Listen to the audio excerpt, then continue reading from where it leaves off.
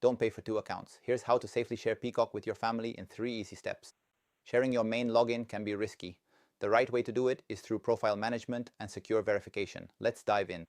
Step 1. Log into your Peacock account on a web browser. Click the profile icon in the top right corner and select Account to access your sharing settings. Step 2. Navigate to Manage Profiles. Peacock allows up to 6 individual profiles. Adding your family members here keeps their watch list separate and your account organized. Keep in mind that while you can have 6 profiles, concurrent streaming limits still apply.